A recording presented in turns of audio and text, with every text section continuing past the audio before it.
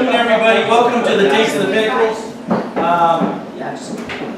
It's been kind of a long, not a long time, but this is kind of something that happened for myself and my family. We're really excited about the opportunity to serve South County and kind of change the vibe a little bit here. South County is doing a bunch for tourism, and Jesus can share that with you with the city of Wheatfield doing some things, and Michael also with the city of King. Today, I just want to introduce a couple of people. The first person I want to introduce is David Casares. This young man just finished his degree at UC Irvine, and he got accepted at Brown University in public administration. So we're really proud of him here in Soledad. I just met him a few days ago at the council meeting, and I just wanted to encourage him. He's going to sit here with Michael for 2 days, learning how to be a city manager. Is this my successor? You got 4 years, Mike. You got 2 years and you're done. But anyhow, I want you to encourage him, spend some time with him, because it's not often that young people want to serve in that capacity. I'm really excited for him and for our community, and I wish you all the best. So feel free to ask any of these gentlemen anything. He came last. Or ladies. Yeah, ladies. I'm so sorry. Come on. These ladies and gentlemen, anything that you, within reason. So I just want to welcome you here. If you haven't known yet, you'll see that this was just an old house. Originally in 1920, this was a butcher's market. When I first purchased the house, I was wondering, why is the front room so large? So what it was the family had a butcher's market here, and they lived in the back, like houses at the turn of the century. So it became just a rental for 50 years, and we purchased the house and stripped it. Those were the original floors that we had no idea. They were under 3 layers of carpet and 2 layers of linoleum, and that was there at the bottom. The walls were solid redwood. They just had straight redwood without any they said redwood with plaster over. So we came out and it came out really beautiful. So my wife complained that we spent way too much money, but she was the one that actually bought all the nice fixtures. And so we're kind of excited about the opportunity to serve. So, thank you, Nancy. Also, I want you to introduce to my staff here, which is Angelica, right here, the hostess with the mostest, and Nancy. Nancy, I have to tell you, Nancy is soon to be, or you already graduated from CSUMD? She is soon to be graduated at CSUMD. She got accepted to Stanford University. Oh, wow. I don't know how all these smart people hang around me. So I just have a real good line of people. Right, yeah. I'm just really blessed to have you. That is paid, really. No, that is not a no, so anyhow, I want you to also encourage Nancy. Wow. If you go to the theater in Salinas, Nancy works there. She is the bartender at that theater. In her spare time? Yeah. So, yeah. So I know that Steve will run the meeting, but we don't have a quorum yet. Hopefully, but we're able to have somebody here shortly so we can take on. I know Luis has a presentation for us today. But I want to talk a little bit about our city manager, Michael McCaffin here, who we're very excited about. He's done some good creative things for our city. And our Mayor Pro Tem and District 3 candidate, Alejandro Chavez. So I want to allow Alejandro and Mike to talk a little bit about Soledad and the projects that we're doing here in Soledad. This is and enjoy your food, guys. Go ahead and start eating. Thank you. It's delicious.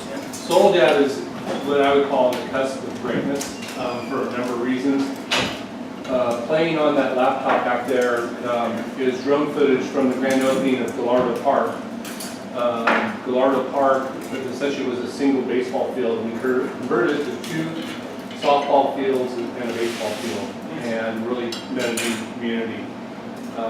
We are in negotiations with Hartnell to bring a satellite campus to Soledad so they can help better serve the South County. People have heard talk about a theater, and I guess that talk has gone on for 20 years or so. But we actually have approved plans for the theater, and we also have the building pads for the retail component that goes with it. I'll probably fill in a lot more to those great things in action. Yeah, so I think one of the things as far as that field that you guys see in the back there, the Gallardo Park, we just had the grand opening at in April for that park. It was something that our community had been wanting for a long period of time as part of a plan that we kind of put together, myself, the mayor, along with the Parks Committee.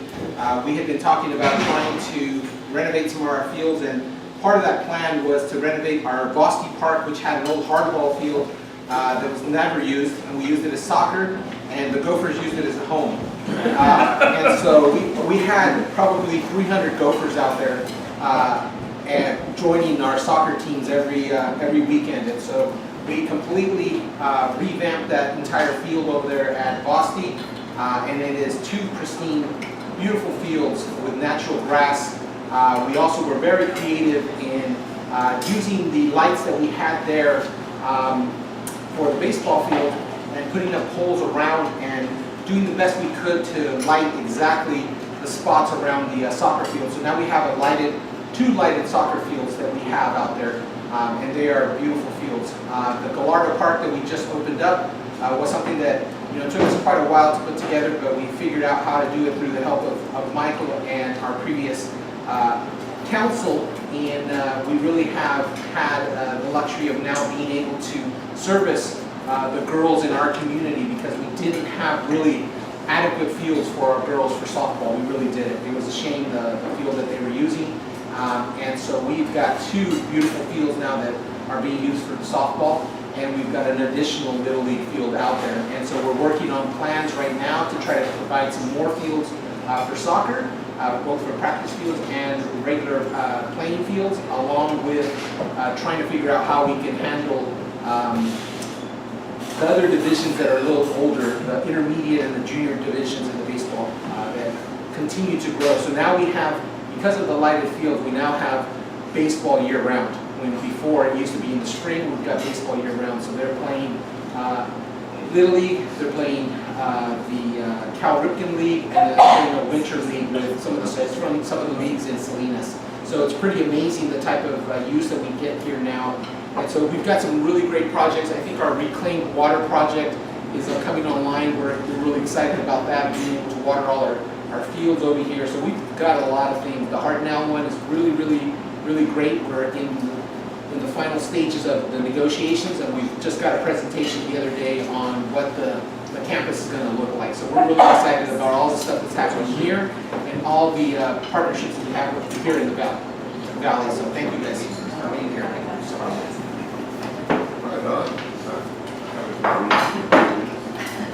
Thank you, Alejandro. Steve, you want to take over real quick? Yeah, when you think not. It's not official, but you're not that official anyway. Not you, I mean the Mayor's Association. Exactly. You want to begin or we about that? Thanks for the clarification, Deanna. I'll take minutes just so that those that aren't here will know what happened, and we can't take any official action, but mostly what we have is an update. We could just probably just do the updates. Yeah. Well, bless that our supervisor here, that's really good. Thank you, Louise, for being here. It was on time, too. Why do you want to say that? I want to do it here from a lot of people that come in late and leave early. It's never that 5 minutes, you know? I got to give them a hard time a little bit. You That okay, is Mark? scheduled, you wouldn't be here. Took the day off. So why don't we go to Deanna? Okay, so since we last met, I guess I have bad news and worse news. The first would be that the proponents of the gas tax repeal have turned in their signatures. They received the last of their funds from Republican leaders in Congress, Paul Ryan himself, put in a chunk of cash in order to make sure that it would make the final push to get enough signatures. They had press conferences across the state and various counties where they were turning in their signatures. So Orange County, LA, San Diego, some of the more conservative counties. It was a completely lackluster show at every single county. They had no more than 5 people at each press conference, and in many places the press didn't even show up. So, I mean, I think that that tells us that this is not a grassroots swell to repeal the gas tax. It's more about the Republicans in the House in California who are concerned that there's no up-ticket candidates who are going to draw turnout, and they're worried that that's going to impact the control of the House, basically. So we'll move forward with the campaign. I think I've already asked all of your cities to pass resolutions, and a lot of you have already done that, so thank you for that. And then maybe the worst news is the California Business Roundtable initiative that we talked a lot about last time. It seems pretty clear that there's no negotiation on this. We had previously hoped that maybe there would be a discussion between the legislature and the proponents of this initiative. And just to remind you, this is we like to call it the two-thirds initiative, so it would require 2/3 of a legislative body and 2/3 of the public in order to raise a tax. But beyond that, I think even the more troubling parts of this initiative are related to the changes in fees, because it would take a lot of your fees and turn them into taxes, and then subject them to a referendum, not just an initiative, but a referendum, which means that if you wanted to raise developer fees, if you wanted to pass a fee onto any business, or even your franchise fees could be subject to a referendum. And so if business came in and collected 5% of the signatures from your city in the last gubernatorial election, it would qualify for a vote, and then all of the fees would actually be halted until the election happens. So different than an initiative, which means everything goes forward until the people vote, this actually stops the fee increase until so it's clear that this is now, I've been told this is too strong, but I like to say the rape, pillage, and plunder lobby. So this is soda, this is oil, and there's a very good chance that tobacco might come in next. They've raised $6 million. Out of that, 85 to 90% has come from soda. They don't like the tax increases that cities have been putting on the ballot across the state, and cities have become more successful in passing those tax increases.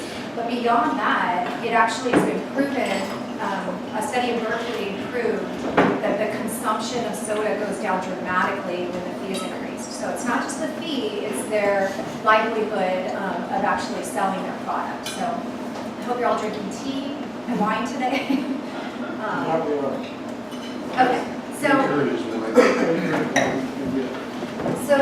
Okay, they're not paying $6 a signature. They had already, or just today, are planning on turning in their signatures in LA.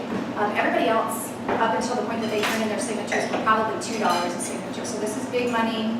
They came in late, and they are just moving forward quickly and aggressively to make sure that they qualify. In response, the League has formed the Committee to Protect Our Communities.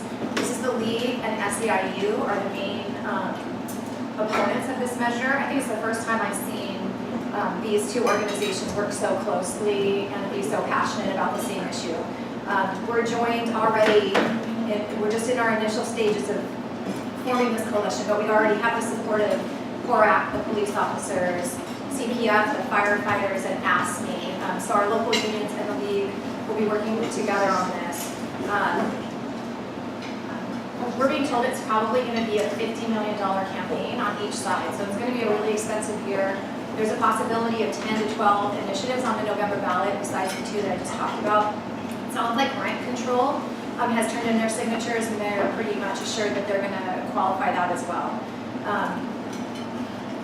I want to answer any of your questions, but I just want to say we did do some initial polling, and while it could have been better, I actually would have thought the polling would be worse and that we'd have more of an uphill fight. So our initial polling says 47% support when read the initial title and summary or initial analysis, 38% opposed, and only 1 in 5 is adamantly opposed. So when we get a chance to get our message out and to talk about that this is a takeaway, that this is big business trying to not pay their fair share, we sway a large number. So I'm happy to answer any questions, but I just wanted to give you an update on where we were at this point. think what happens in November has the potential to have a bigger impact on you than anything that's happening in the legislature this year. So that's all the good news that I have to report. But the blowing of rent control.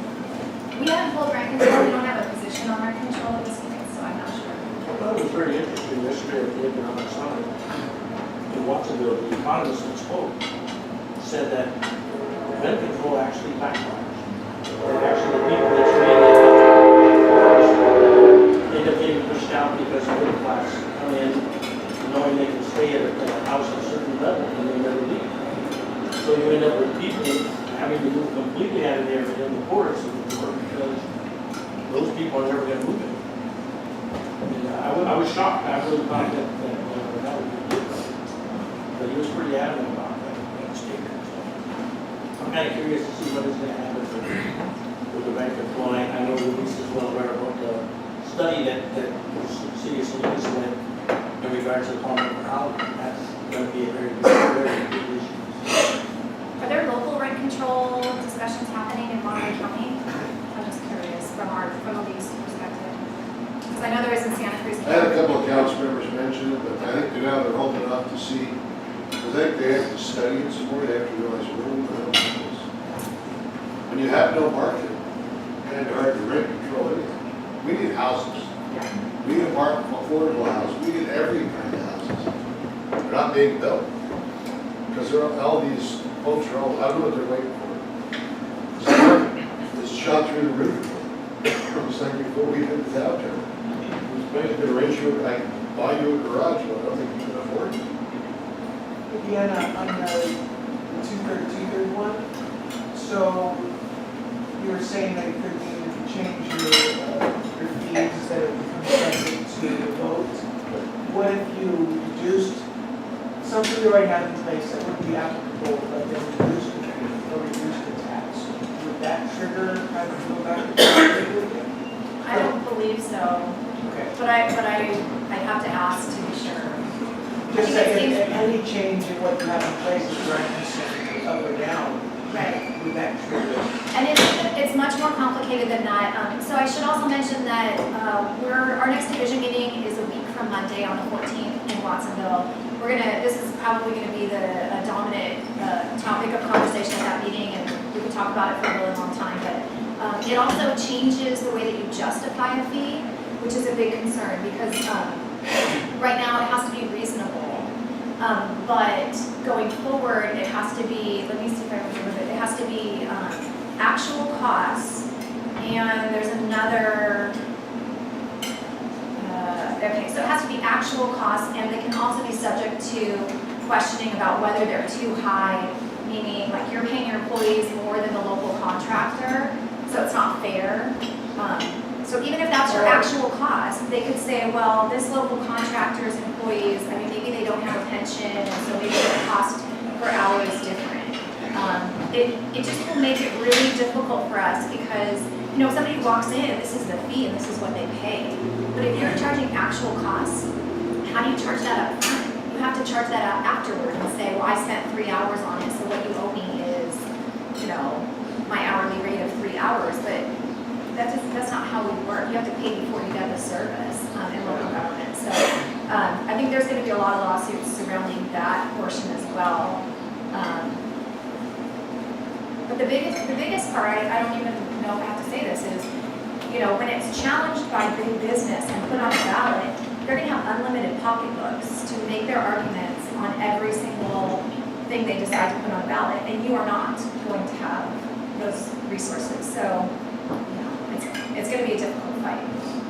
Speaking about pocketbooks, has there been discussion amongst the league about, I know this is oil and soda and all that, just making a concerted effort to quit buying from those companies that are supporting it? Yes. Besides my comment to just drink tea from now. Yeah, besides that one, but Yeah. And what? You know, We drink wine, right? well, you know, the wine industry put in $150,000. I love my wine, so Not our I guys. was trying to undercut that. 150,000 compared to 6 million, but, you know, we did put in money as well. The wine institute. The California Wine, So is it wine growers? Wine no, Association? no.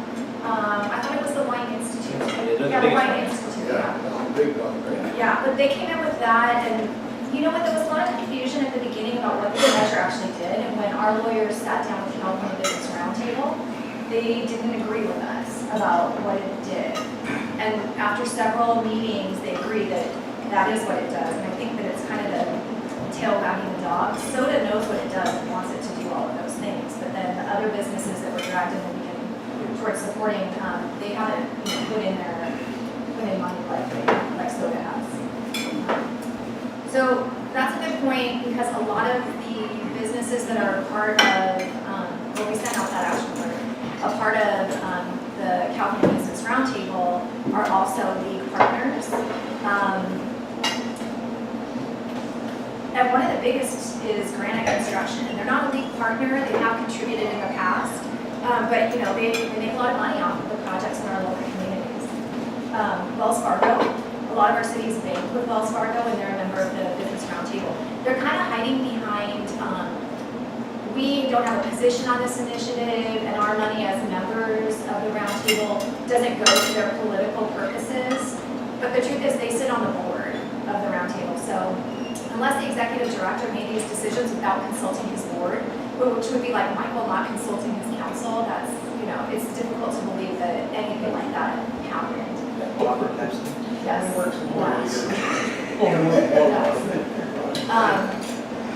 But in the past, the league has disassociated themselves from different industries that we have major disagreements on a policy level.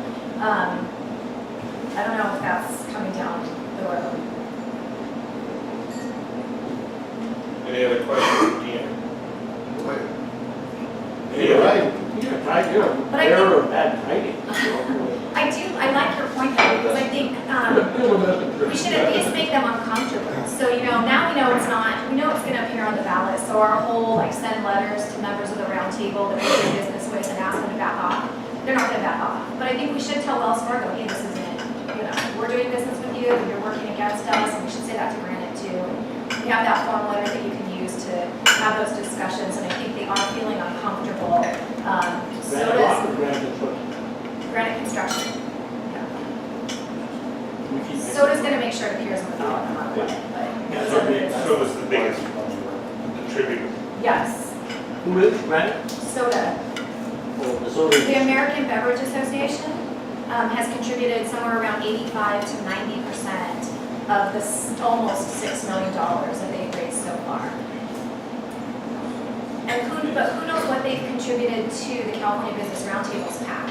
That's the other thing, is so when you contribute to the PAC versus directly to the initiative, the reportings come a little bit later. I like the sheriff's there. I'm gonna enjoy my delicious meal and listen to Thank you. Louise. Well, I'd like to introduce, everybody knows Louis Alejo, chair of the Board of Supervisors. Really appreciate you coming down. It's good to have you, honestly. Is he gonna give us bad news too? No. Yeah, tell us. We have a PowerPoint ability, so we're doing it old school style here. Just to give you some visuals and talk about what's happening in the county. On page 2 there, we put a map of the county supervisors district, just so you can see, you know, the 5 puzzle pieces that make up the Board of Supervisors. I, of course, represent most of the city limits of Salinas. The biggest district is District 3, as Alejandro knows. It's the largest geographic area, all from East Salinas all the way down to San Luis Obispo, Monterey County line. Second biggest is Mary Adams, which is Monterey down to the Big Sur coastline. And then Phillips in North County, Jane Parker, Salinas, Seaside, South Salinas. I'm in the city limits, you know. But each of us represent about 85,000 people each. The county about 435,000 people now. Before coming becoming a Board of Supervisor, I was a member of the legislature, but also I was proud to serve like you as mayor of my hometown in the city of Watsonville, a city of about 55,000 people now. But I want to first of all recognize Fred Ledesma for hosting us here. Thank you for inviting me here. It's a beautiful place, and great for the food too. Thank you. And Deanna, who's been doing this with the League of Cities for a good while, and certainly to our young people, we're going to take off and do some really great things in their careers. We're really excited about you. But in Soledad, I always, every time I came to speak at the city council and did my legislative report, at least once a year, I always said like, Soledad was always a special place in my family's history, because when they migrated as farm workers from Mexico, my grandparents first entered South Texas in the Rio Grande Valley, worked in cotton, and eventually got recruited to work in the Salinas Valley, and the first place they came to was Soledad.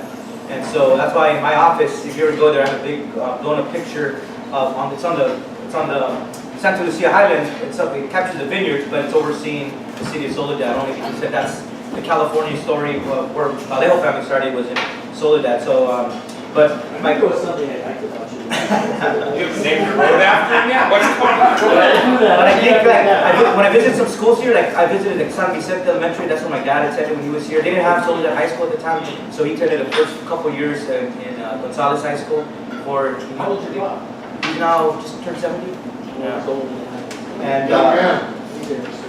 but like I said, when my grandparents came here, the story of all our young people. My grandfather only went to the 3rd grade in Mexico. My grandmother never went to school. Came here, worked with the migrant workers. They go work from here to Gilroy, the orchards, the grapes in Delray, the strawberries in Watsonville. But she made sure all her kids finished high school. So she had 5 sons, 4 served in the United States Army, including my dad, who's a Vietnam era veteran. And so it was the GA Bill that allowed my dad, when he came back to buy his first house, he was working in the strawberry industry in Watsonville, then he was able to get vocational training and moved to work with dealership, Richardson Motors here in Salinas. And then our standard of living went up, with our house, a better paying job, so we're as children of migrant farm workers, we have a lot to thank to this country. And at the same time, we're very proud. My uncles all served in their nation very proudly, But now that I moved from Watsonville to Salinas to a little bit over that, almost 2.5 years ago, Monterey County is a beautiful county to represent, and I gave this talk to the Monterey County Business Council, talk about the rich history here in Monterey County. And I put this photo of Colton Hall because most people understand that the city of Monterey was the capital of California under the Spanish era of California, under the Mexican era. It was in 1849, it was a place of the Constitutional Convention where 48 delegates got together, 8 who only spoke Spanish, and they met to petition to become the 31st state of the United States at that time. And to this day, if you go to Colton Hall, I always tell people, I put it there so when you got relatives in the area, you go to visit Colton Hall, it's free to visit. There's always somebody there and they can give a tour and an explanation for as much time as you have. But the second photo is this photo here, because it's the original signatures of all the 48 delegates, including John Sutter and all these famous things you know about. They're right there, it's like a little plexiglass. And I tell them this should be like the Smithsonian, but they have some special gas to protect it currently, but it looks very simple, But you should take your family to see it, because this is California history, an original document, not a copy, but it's right there. And everyone doesn't, many don't know that the California Constitution was in Spanish and English, and the official transcriber was a guy named Guillermo Arnel, in English William Hartnell College, who was married to a California family, and he was a dual citizen of Mexico and the United States. But his Spanish was so good that he became the official transcriber of the California Constitution into Spanish. And for the first 30 years of California state law, all the laws had to be Spanish and English. And that's why when people talk about, this is America, you speak, I say, no. California started bilingual. Our roots started from the very beginning as being bilingual. But another amazing place to take your family and friends. The next picture is the Custom House Plaza. It's the building right to your left as you're walking to the Monterey Wharf. Also a place to visit, but it's state historic landmark #1 in California. Just another great fact. You go to this little plaque in front, most people just pass by it, don't read it. But state historic landmark #1 here, and it's the oldest standing government building in the state of California, right here in our own backyard. So anyways, Mayor Gunter talked about bad news. Well, we all have bad news because all our cities are facing some tough times with increasing pensions and workers' comp and healthcare costs. This year's no different. The County of Monterey, our budget is between $1.5 and $1.6 billion. And of course, our biggest industry is agriculture, then you got government, tourism and recreation, healthcare, and our colleges and universities. But this year, where the news is that they said the numbers that we're facing is $36 million deficit. That's only because when they project the budget, they project it as if all the departments are going to be fully staffed. But the real deficit is about $20 to $21 million. And $6 million of that only resulted because the state made some changes when it came to healthcare for inmates. And so the health department lost about $6 million that it previously had. So had it not been for that, we'd be facing a deficit of about $15 million. But nonetheless, Dwayne Woods, our financial or CFO for the county, said he's been around, I think, 10, 12 years for the county. It's the toughest he's seen, and he was there during the recession, so we're gonna have to make some really tough challenges ahead. But some of that was coupled because we tapped into our strategic reserve, our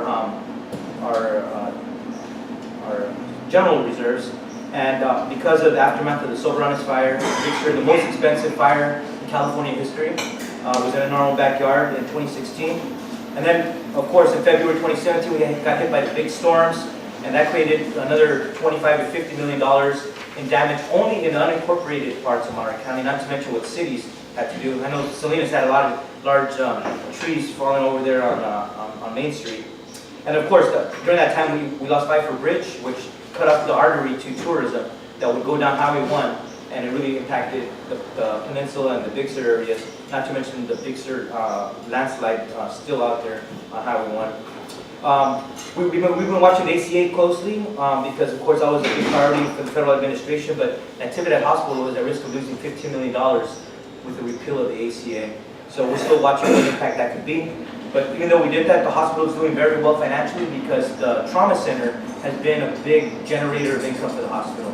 You all know that just a few years ago, they were struggling. They had put citizen initiatives to help the hospital get out of major deficits.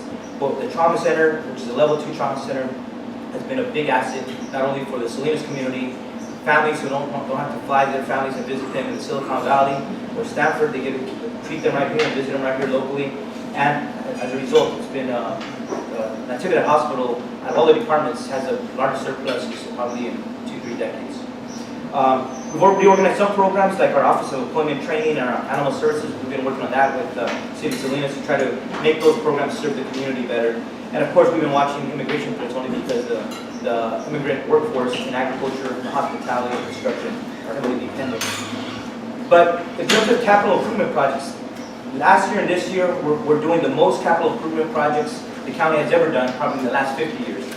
First of all, the Schilling Place was purchased by the county before I got on there, but it was purchased at a really dirt cheap price, at $13 million. And if you see the campus, it's huge. It's a big facility, formerly the HSBC credit card center. But on top of that, we also are doing the east-west building, the courthouse, and the district attorney's office is going to move out of the portables and move into there as soon as that's done. And we already moved the public defender out of the portables into the current county building at 168 West Alejo. The jail expansion is moving forward. That should be completed. I just met with the undersheriff this morning. That should be completed by July of 2019. But it's a $90 million project. Senator Vilmani and I worked to secure almost half of that when I was in the legislature. But this was an important one because the county was facing a major lawsuit by the ACLU, Hernandez versus Monterey County, because of poor conditions at the old jail and also for challenging the lack of adequate mental health and healthcare services. And the county there had to spend over $10 million in litigation and services, and it's ongoing with monitoring. But luckily, it's going to be a modern facility for visitation and certainly a better workplace for the employees and for the inmates to rehabilitate. The next page is, of course, our juvenile hall project that's moving forward right now at the same time. Right on the same place, it's right next to the existing juvenile hall, a $57 million project. But Monterey County had the oldest juvenile hall of all counties in the state. So anybody who did a walkthrough could see it was dilapidated, it was in poor conditions, and certainly young people that were trying to change their life around the better merited a better facility to be able to improve their lives. The slide after that was a proposal that we're hoping to work with the City of Salinas because we have the existing juvenile hall, but in the east side, right off Sanborn and what is that? Circle? Yeah. There's this they call it the youth center, but it's a juvenile hall for the youth that have to stay for longer periods of time. And over the years, if you talk to our Chief Probation Officer, Marcia Parsons, she would tell you the numbers justify consolidating. So we're moving to try to consolidate into the new site because the numbers of incarcerated youth have been dropping dramatically. And the east side has for many years tried to push to convert this area to something different rather than a place of incarceration. So we have almost a $60 million facility. The population is going down. And with the city of Salinas pushing for Alsa vibrancy plan, it was perfect timing to start talking about let's consolidate and perhaps repurposing this site for other community needs, such as housing, a real community youth center, open space, and so on and so forth. On Laguna Seca, of course, I was talking to Mayor Dallas that this weekend we got the Ferrari Challenge out there, so really expensive cars, a big event this weekend. Actually today, through Sunday, but we recently entered into $1 million deal with WeatherTech after Mazda decided to pull out of their long-term sponsorship of Laguna Seca. The deal, we used to have a $1.5 million a year deal with Mazda, but they had a lot of perks in there. So we take off the perks that were not included in WeatherTech, it's almost the same thing. So just on Tuesday, we approved a new agreement as the official car sponsor. It's a little bit over $500,000 over 2 years with Lexus. So they're not going to be the official pace car, and all the cars being utilized by staff will be Lexus. And we have the possibility to extend that contract until 2027. But the unique thing about Laguna Seca is we're the only county that has a racetrack in all the state of California. It was a Department of the Interior that deeded the land to Monterey County, I think in the 1950s. But it was restricted that any money generated from Laguna Seca had to go back and be reinvested. So as we do these agreements, we're doing the maintenance, we're keeping people working, we're bringing in tourism, but money from this racetrack cannot be used to borrow and used to support other county programs. But they do, as you all know, there's also the camping area there. There's a gun shooting range next door, so that's all part of the Laguna Seca campus. Despite all the big fires and everything we talked about, the big expenses we did, we were still able to improve Monterey County's credit rating to AA plus rating, which allowed us to refinance our bonds, and that's saving the taxpayers of Monterey County $20 million over the life of those previously existing bonds. So that's been a great thing for our county as well. As the chair this year of the Board of Supes, we always have to pick a lot of priority issues. But if I was asked what's the number one issue that we've been focusing on this year, it's affordable housing, workforce housing, and certainly our homelessness. And I've been proud to work with Mayor Gunter, and I think the city of Salinas and the county have shown to how we could truly partner to address probably one of the biggest issues facing all cities and counties. But we thought it was a perfect time to create a 2 to 3 year affordable housing strategy. Trust me, I've only been on this job for almost a year and a half. But when I asked our Director of Housing and Community Development, what has the county done to realize in terms of housing over the last 10 years since that person has been there? And he mentioned some conversations, and that was the question. How many projects has the county led on that we've realized, that's actually brick and mortar now, not a single project.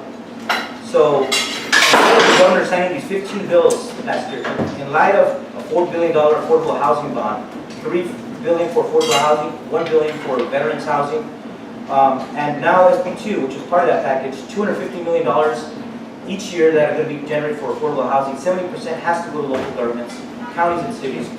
It's the right time for all cities and the County of Monterey to say, how are we going to try to tee up projects so when these monies become available in 2019, we could draw that money down for the benefit of our local communities. So that's what we're doing now. At the end of this month, that's when our director is going to come with our proposals to try to push some affordable housing projects in the county from our standpoint. We want to be ready so when the housing bond gets approved, as it seems to have a lot of support from voters right now, we want to be able to draw that down for our local residents, as we know the need is definitely there. The next page, for those we had a great, Mayor Gunter was there, and the city of Salinas led on this study focusing on the Salinas and Pajaro valleys. It was probably one of the best forums I've attended on local housing needs for farm worker housing anywhere.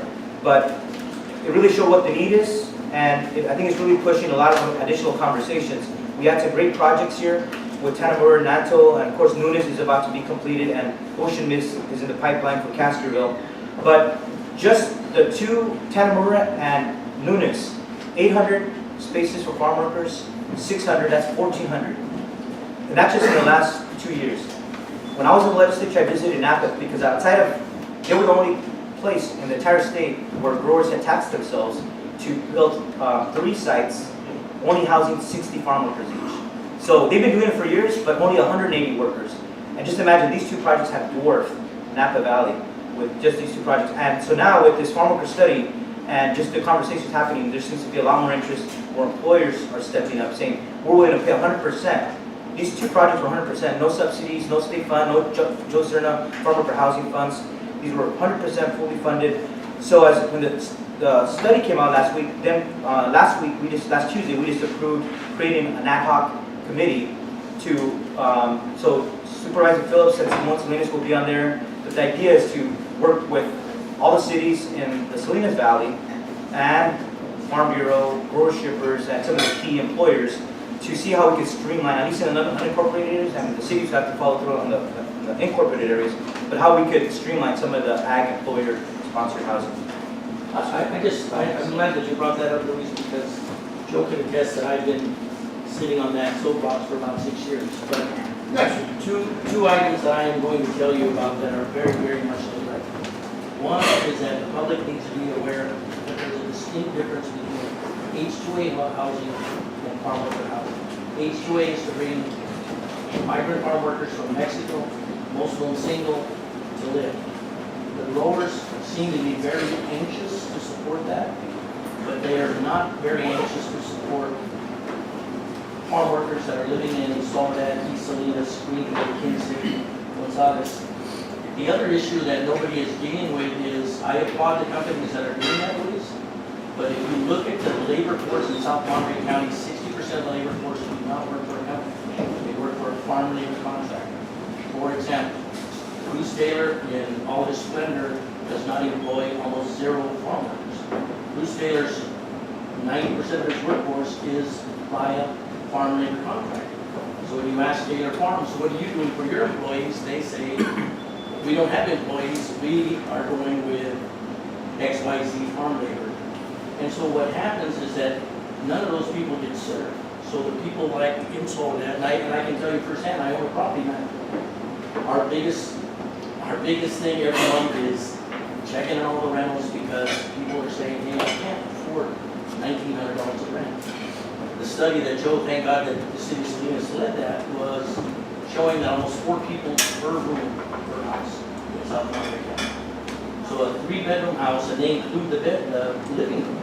A 3-bedroom house averages 16 people living in that house. Which Is this creates- place to rent for? Oh yeah, be good for them. No, which is funny that you said that. The reason I bought this lease was there was a family that was buying this with the intention of putting 20 farm workers in this place. So my wife said, well, why don't you just put up or shut up? Because she's a realtor.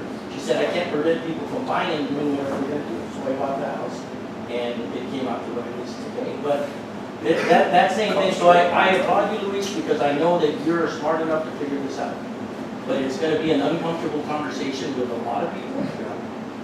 We have dealt with this for 20, 25 years. And every time I come here and Joe and these guys probably get tired of me saying the same shit every month. But Jesus lives with it, I live with it, Alejandro lives with it, Mike lives with it. We need to kind of put a little pressure in a positive way to tell people, hey, we're here to help, but we can get some funding, build some of this housing and figure out how to do that. And I would kind of include the Peninsula. I was in your city the other day, Steve, and I'm talking to the guy, he's a Chicano, which means he's from Mexico City, and we're at Aw Shucks. So he's pretty much a Spanish speaker. All the waiters are Spanish speakers, they're all from Mexico, none of them live on the Peninsula, they live in Salinas. Right, and that happens on the Peninsula pretty much. I think if a day without a Mexican, there would not be the Pebble Beach tomorrow. Yeah. Without that, so I would kind of, and I know you're slick enough, Luis, to figure out how to have. Slick. No, Oh my I'm slick, yeah, God. no, but you need to be, as Jesus would say, as gentle as a dove, but Diplomatic, you gotta- as yeah, you kind need as to a focus. snake, Yeah. to figure out how to get the people to the table to discuss that, because, The mayor is pulling cheese and. yeah, exactly, I'm looking at the future too. But yeah, but that's one of those things, Luis, that this has been neglected for a lot of years, and the study pretty much is verifying what I've said all these years. That, hey, dude, I live this every day. I know what it's like to have the neighbor, you feel bad when your owner is telling you, hey, dude, you gotta get all those people out of my house. Yeah. There's 18 people there, there's 8 cars over there at the house, what are you doing? But what I would say, I would estimate that probably within 5 to I always say 7 years, we're going to look back at San Luis Valley and we're going to be the leaders nationally, if not internationally, in terms of providing the most beautiful, the most dignified farm worker housing. Because with Ocean Mist, which is another 600, that's 2,000 units. And there's more interest that's in the pipeline. You know, they are looking at places in South County too. What you said earlier, the people did the study where UC Davis's Center for Rural Studies, I think they did it. And the guy who had done this kind of work on farm worker housing for 40 years, his quote was, I've done this for 40 years in my career, never seen the type of overcrowded farm worker housing anywhere when he did the study, right here in the Salinas Valley. So that really amplified for me, coming from a long-time expert, decades in working on this, how bad the crisis is here in the Salinas Valley. Yeah, I'm glad you bring this up. Two things I found out were really interesting. Recently, I found out that the Tender Natural Project is like $17 million. Yes. So when you break that down, there's 8 people in each of those rooms. That works out to $480 a month. That's what the cost of that unit is. So how do we replicate that for affordable housing? That was built at market rate prices. They're buying those subsidies, and then that apartment, even though they have 8 people in it, is only $480 a month for the building cost of it. Which means with operation and maintenance, you can have those online for less than $800 a month, and those are fully maintained units. The second is, as we're looking, there is definitely a separation between H2A and our people, the farm workers. So if there was a way to allow H2A building and housing to be put on the farms, which would be a lot cheaper for the farmers to build, have them pay for the county to make sure they're properly monitored. But then, since those savings, having to direct those savings into 1-for-2 kind of option where they're building in town affordable housing for farm workers. So if they're building 10 beds for H2A, then you've got to put in 2 for our people here. It should be the other way around. Well, 10 for whatever- people here, 2 for each. Well, whatever the configuration is that by allowing them to use their land to build the H2A on there, those savings redirected into some additional units. Because overall, those costs would be the same as building one big project for H2A only. In the normal situation that we're in now. So I would just. Yeah, and I would say the ad hoc committee is probably going to be focused on what you're talking about. Single men mostly right now. They have not too many women who have been brought on H2A. But Tanamura is single workers, but their workforce, even though I think initially they were looking at H2A workers. Yeah. It was so popular that their workers have not utilized it. The worker productivity is up 8%. Imagine, and plus, there's a lot more money in their pocket. Imagine if I'm only renting a bed there, you could rent a room which is, if you could rent a home which is $400 or $500 a month. It includes cable, utilities, internet, rec rooms, and the nice barbecue pits outside. Just one bed is $125. So you can imagine renting somewhere else in Salinas, you're not going to find any place that's decent for $125 a month. That means there's more money in their pocket to provide for their families. So it's really been a huge benefit in the eyes of Tanamura and Nancy for their employees. The other part I want to say is that when that project went forward, there was a lot of NIMBYism, a lot of stereotypes. They said there was going to be drunkards and prostitutes and really negative things. And over a year and a half later, we haven't seen any of that. It's well managed. You have English classes for them. When they come back to school, there's classes right on site, I think through Hartnell College, where they're learning English. And they're bettering their lives. So it's, for me, when people, that set the standard, and when people make those arguments in the future, we have kind of Tanamura now to look to, but we haven't seen any of those arguments. The other part I would say, before I move on, was that those monies are going to become available for cities and counties to utilize. This is single, non-family farm worker housing, but there's also the need for everyone else, right? But that's where some of those fundings are going to be available to build other workforce housing. $300 million in the affordable housing bond will be for farm worker housing specifically. So there'll be some new pots of money where cities could look and partner with some nonprofit developers to meet those other needs as well. I think if, as a county, because you said you're working on those, but if all of our cities and the county work packaged together, we have a stronger voice, or at least Yes. be more competitive. Of course. So we're looking at our, you guys directing their people to work with their city staff. That's the idea, that we're starting these conversations, but eventually helping inspire other local governments that we should all be on the same page hopefully eventually. And I already reached out to Simone about the ad hocs. No, and I would dovetail that these things are going on, Luis, and there's been no outreach for communities. I mean, I'm the mayor, and our supervisor's not even contacted me in 6 years in regards to Horizon Hospitals, in regards to our housing, and we're the ones that live with it. So you guys are making decisions at the county level, but it's like you're deciding for us, and I don't know if Sessums has been contacted, but none of us are being contacted, like, we live with this every day, you're gonna decide for us, and we're gonna eat them. Well, like, you know, I'm sounding like a Republican now, but I'm telling you, it's very, very frustrating to. yeah, but they,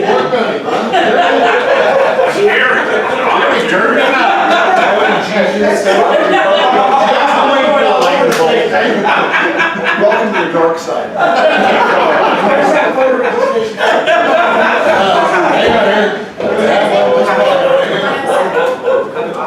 I have no bell, okay, I'll wrap this up in a but bit. wherever you need. But no, I just want to make sure, I don't want to make prolong your meeting. But the ad hoc committee wasn't always intended, because we worked with MDEP on that, but it was always intended that they were going to invite each of the cities from Salinas down to King City, and that's an exclusive, just the cities and the farm associations, the employers, and have it be small, do some research eventually to make recommendations, at least for the county. You have to have one public meeting before it goes to the full board.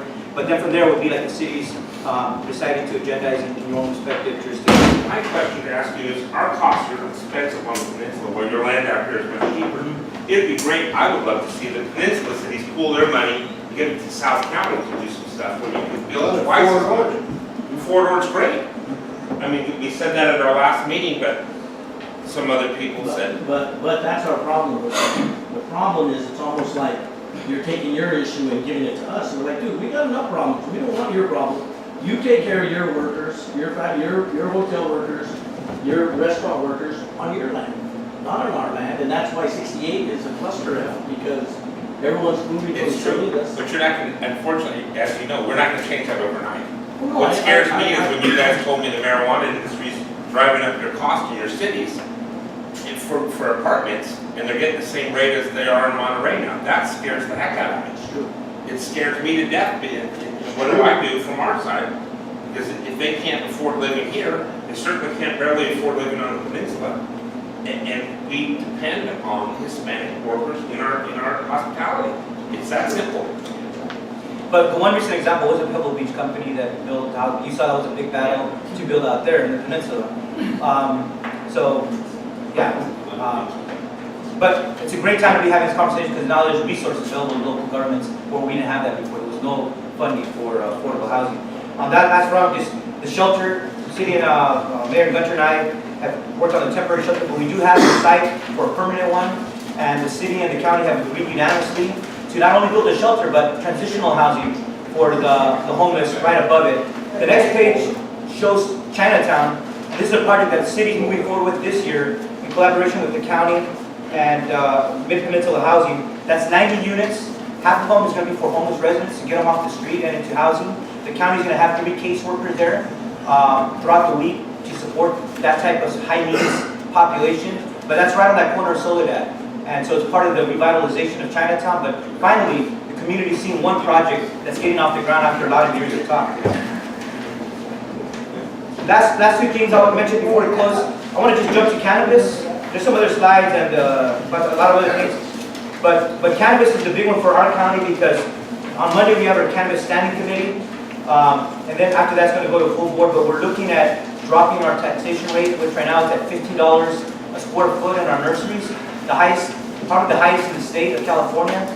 A lot of issues going on with cannabis right now. We did a community engagement process to ask the community how they would want to see their cannabis dollars used. So far, the county has generated $11 million in the first 18 months, $3 million in the first 6 months of last year. This fiscal year, about $7 to $7.5 million.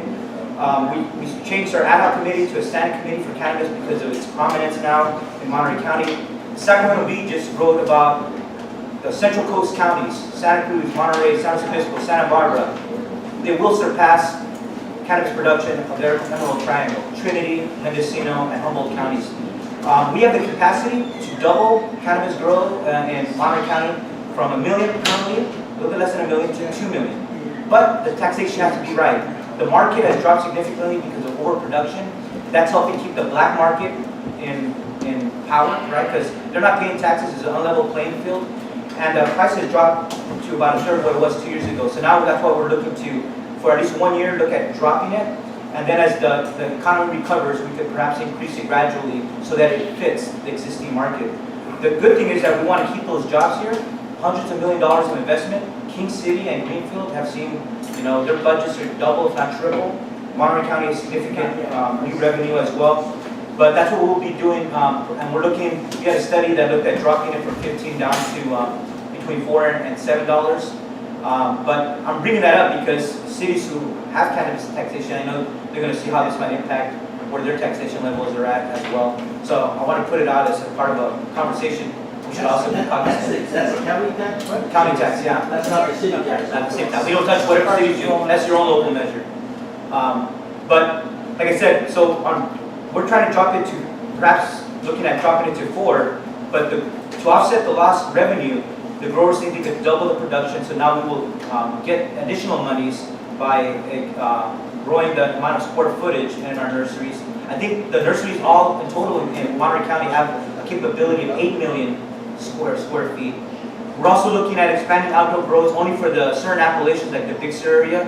They're small farmers that only have 25 to 50 plants in these small farms. They want to have what they call a cottage license to grow outside. We thought that might be part of the portfolio of cannabis products in Monterey County, but it also allows them to get out from the black market into the legal market and also help pay taxes as well. So with that, I know I covered a lot, but I don't know if there's any other questions, Grows back here. Yep, you allowed them to 6 plants.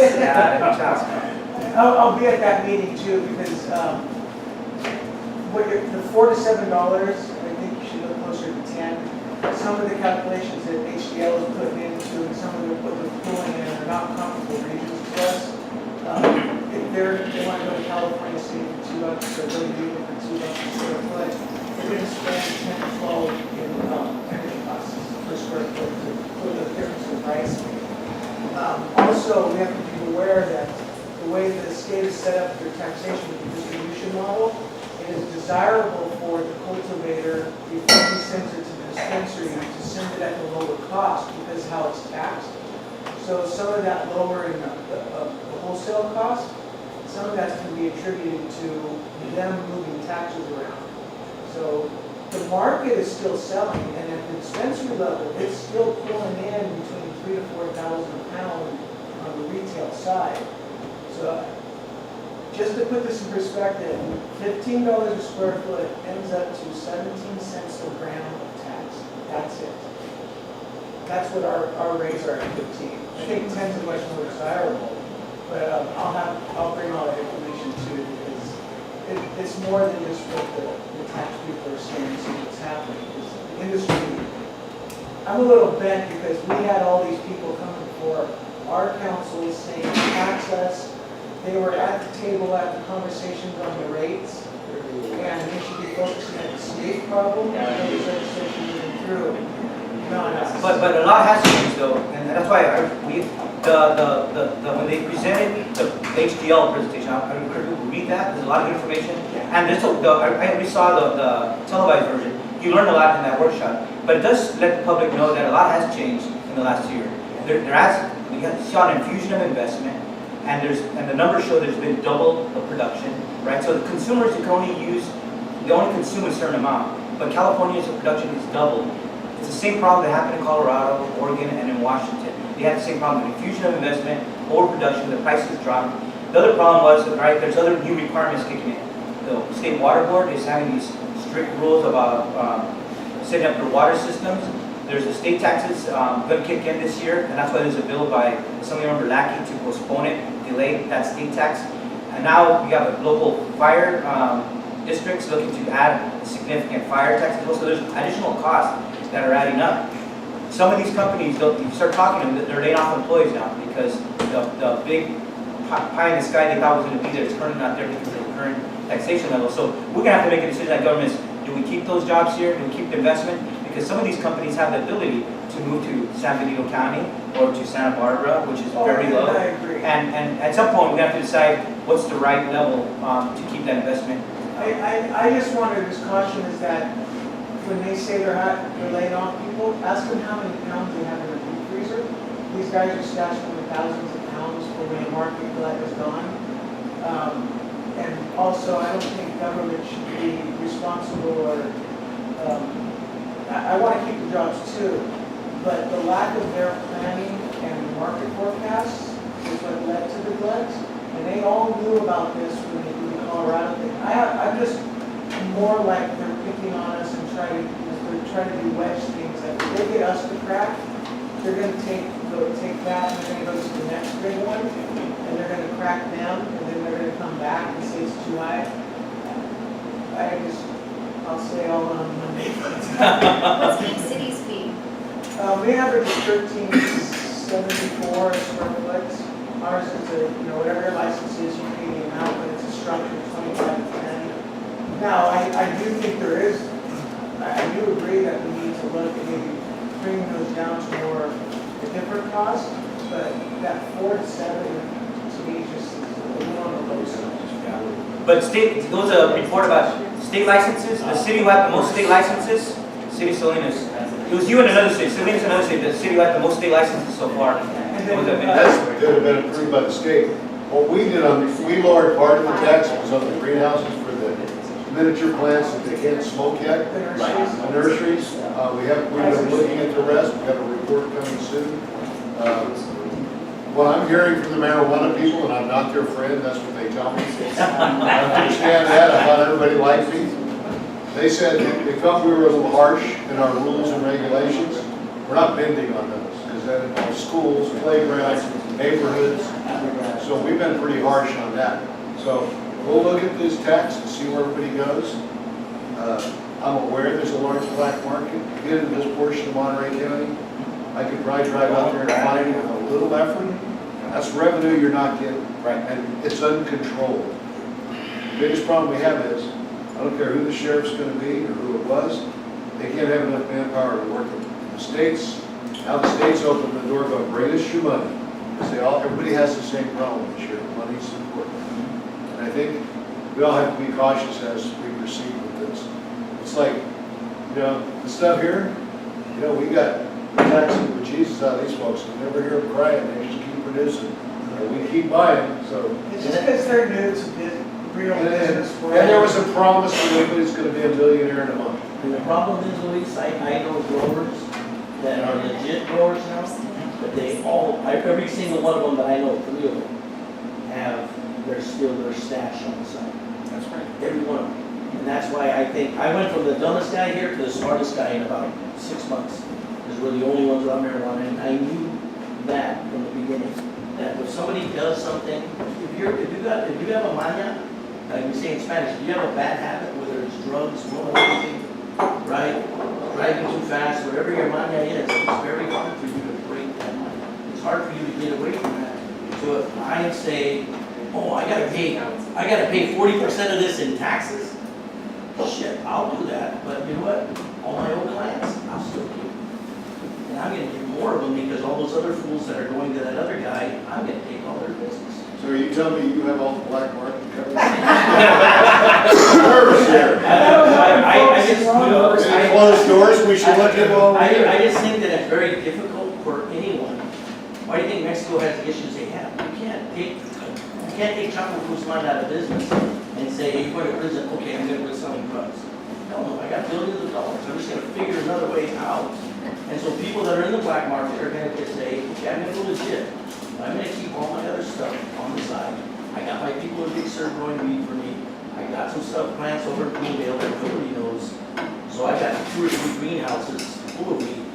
I went to Malone last week with my wife to sell a ranch that a lady from Texas came. And she got busted with her growth. I said, how much weed did you have? I had $14 million of weed that they got me. But that's why. He said my neighbor and the other neighbor got away. They got their shit out before. They got it.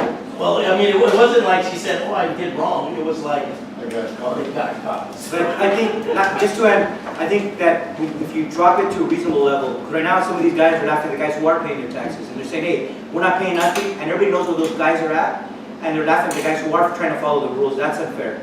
Second, if you drop it to a level that allows them to become legalized, get out of the black market, that's important. But with that, you have to do the enforcement. And once people have high profile enforcements and raids, especially like this summer, when people have a product that's a peak, those outdoor grows, and people have invested millions of dollars, if people start getting their product, Like that lady. and then there's no reason why they shouldn't become legalized when the tax has been dropped, then I think we might see some change happen from those folks in South County and that have the illegal grows out there. Lastly, I just want to just end with saying, as a supervisor, and I did this when the assembly was saying, trying to make myself available, that when there's issues at the county, that you have my cell phone to call directly, and not having to go through staff or anyone else. And I know with Joe and with other folks, and Fred, and recently Mike LeBarre, I gave my cell number, so if you need to call me on some county issue, I want to make sure we have a free line of communication. With that, thank you very much for inviting me, everybody.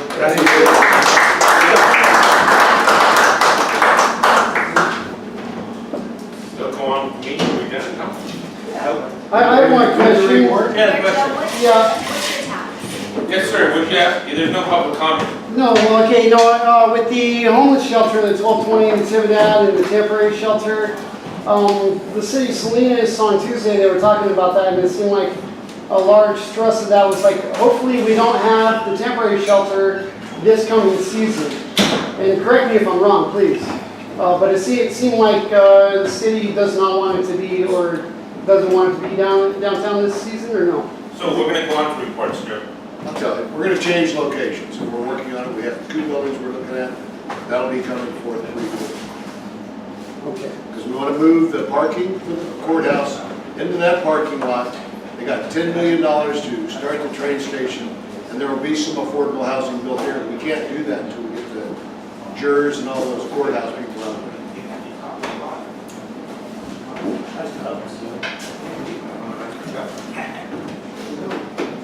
Okay, you guys wanna move on to reports, Monterey County Airport? At a meeting, they're reviewing the airport land use plans for Marina and Monterey Airport. AFCO, we had a meeting, we elected some new board members. Sherwood Darrington's no longer on there. We put the guy that did 17 years as the alternate on there, and they brought a guy back that's a financial guy that can make sure we keep the books straight. Air pollution. We are gonna finally move back to our old building, finally did. I have to tell you that director, there's been a significant positive change in the attitude of the whole organization since he's taken over a couple of years. So I want to applaud him. Emergency communications. We have a meeting. It's coming up, It's the first meeting in 18 months. Monterey County Water Resource Agency. He was up to the back. I'll be back. He's checking on the water. Right here. We had a meeting and nothing new happening. Criminal justice. Ray's not here. Monterey Bay Community Power. Bruce does that. Bruce, how do you want to drive this place? Homeless Coalition. And he's in the bathroom. Water Management District. Mayor's Water Authority. Would you like to talk about the Mayor's Water Authority? We have a meeting coming up. And we would like. We'd like to minimize the amount of money being spent on legal fees, a lot of range being taken from cleaners. But we would also like the county to contribute their share. We're hearing rumors that the county saying they're not going to contribute their share to the water authority. That's impossible. I mean, it's very important that we have state ordinances control that we represent the entire county, both the unincorporated and incorporated. We go up there with just cities without the county being part of that. It really hurts our evacuation. The largest contribution. The county contribution was basically a building system every year, and every year usually the county pays a portion. But right now, they may or may not pay a portion. So I mean, it's very important because the county personnel to look at that water, you know, the desalination plant or any other kind of water source. This water comes in and everybody hurts. So if you can help us, Yes, sir. much appreciated. That's important. That's what you're talking about. That's what I was talking about. Well, it happened, I don't know, when Potter was here, a couple of us had It's a a discussion every year. yeah, and it's not a lot of money, but we all came from all the different jurisdictions, but you guys don't see one. Groundwater sustainability. Well, Lisa and I are on that board. We meet regularly. We're meeting coming up next week. We're working on the plan. It's moving forward at a pretty I would say this, and Fred's always back on the farmers, probably rightfully so. They've done a great input in this. We've got a couple of folks on there that have been very active in working with the cities, with the county, and even we have an environmentalist on there that, who the other day said, you know, you guys aren't all that bad like they said. I don't know what they can tell us about us. But it was kind of nice to hear that for a change, but the plan's moving forward, and the goal is keep our rates reasonable, make sure there's water for the future. And I'm there to represent the cities, and we've been hammering real hard, and Luis has been hammering right along with us to make sure that it's not being thrown away and we're doing good. Mayor LeBarre, would you like to comment on your 2 items? Water Resource Agency, our last meeting was a triple joint meeting. With the Board of Supervisors, Monterey County Water Resource Agency of Supervisors and Representatives. So that one put forth the seawater inclusion plan. Was the main item. What was the other one? The other one, Homeless Coalition. They didn't have one.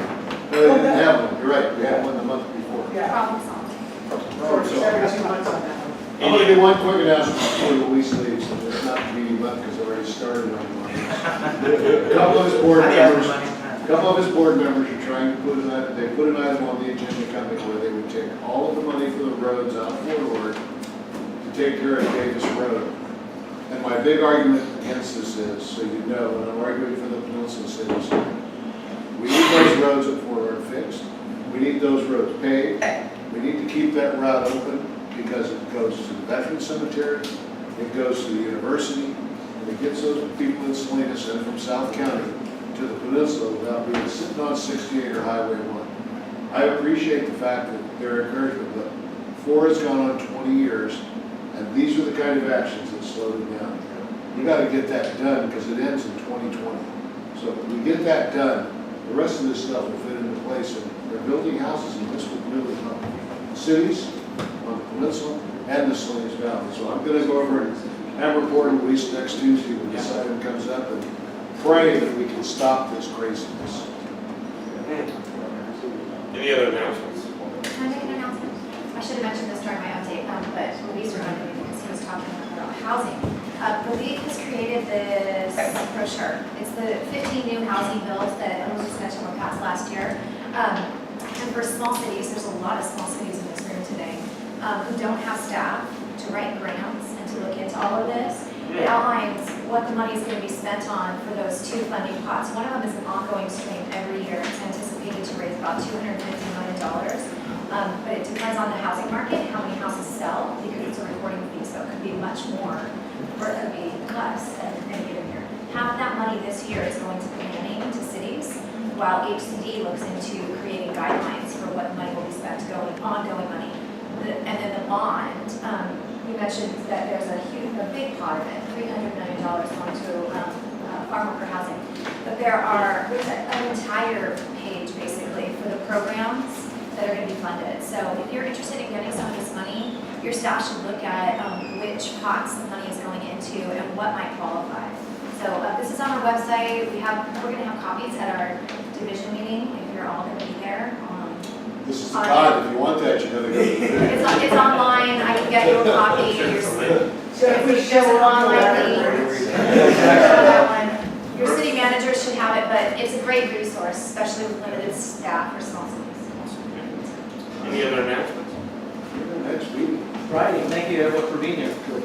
Next meeting in Carmel, hope you guys can come. We'll have fun, I promise. You'll have a good time. Wine and more wine.